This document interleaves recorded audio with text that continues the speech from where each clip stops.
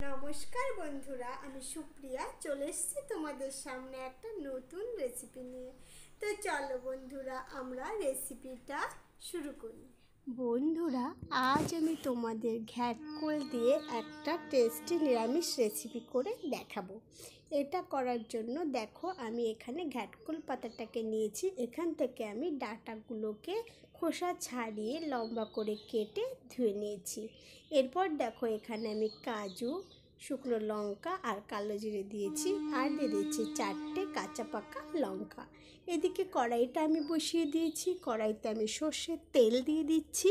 তেলটা দেওয়ার পরে আমি এখানে শুকনো লঙ্কা দিয়ে দিচ্ছি কালো জিরে। এরপর আমি কেটে রাখা ঘ্যাটকোল ডাঁটাটা দিয়ে দিলাম। পরিমাণ মতো হলুদ গুঁড়ো দিয়ে দিচ্ছি পরিমাণ মতো লবণ। তারপর এটাকে কম আঁচে হালকা করে ভেজে নেব। আমি একটু নাড়িয়ে নিচ্ছি। তো বন্ধুরা, এরপর আমি এটার মধ্যে দিয়ে দিচ্ছি কাজু বাদাম। এটা দিলে এটা খেতে খুবই টেস্টি হয়। যেহেতু একটা নিরামিষ রেসিপি, তো তোমরা বাড়িতে অবশ্যই এইভাবে করে দেখতে পারো। এটা কিন্তু খুবই টেস্টি। এরপর আমি এটাকে ঢাকা দিয়ে কম আঁচে 7 মিনিটের জন্য একটু ভেজে নেব। ফিরে এলাম 7 মিনিট পর। দেখো বন্ধুরা, কালারটা চেঞ্জ হয়ে গেছে। তোমরা বুঝতেই পারছো, সেদ্ধও কিন্তু এটা হয়ে গেছে। আমি কিন্তু এটাকে সেদ্ধ করে নিইনি, সরাসরি এটাকে আমি ভেজে নিচ্ছি। তো তোমরা সেদ্ধ না করে এইভাবে ভেজেই কিন্তু ঘ্যাটকোলটা রান্না করে দেখতে পারো। এরপর আমি এটাকে আবারও একটু ঢাকা দিয়ে রান্না করব 2 মিনিটের জন্য। আর এদিকে আমি শিলের মধ্যে সর্ষে নিয়ে নিলাম। সাদা আর কালো শস্য দুটো মিশিয়ে নিয়েছি। এটাকে আমি একটু বেটে নিচ্ছি।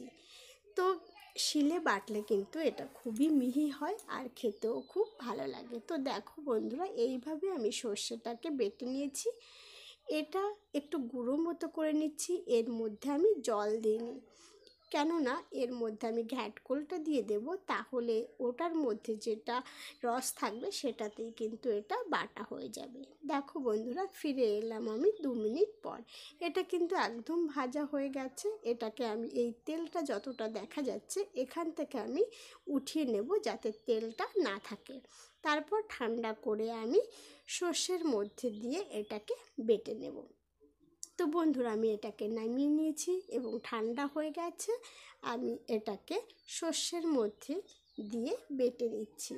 তো বন্ধুরা, এটা কিন্তু বানানো খুবই সোজা এবং তোমরা বাড়িতে নিরামিষ দিনে বানিয়ে দেখতে পারো।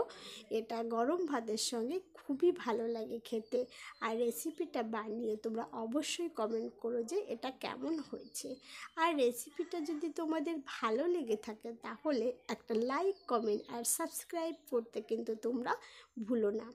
আমি চলে আসবো আবারও নতুন কোনো ভিডিও নিয়ে। তো দেখো বন্ধুরা, এটা কিন্তু বাটা হয়ে গেছে। আমি এটাকে একটা বাটিতে নিয়ে নিচ্ছি। দেখো, এটা একদম রেডি। দেখতে কত সুন্দর হয়েছে। তোমরা ভালো থেকো, সুস্থ থেকো।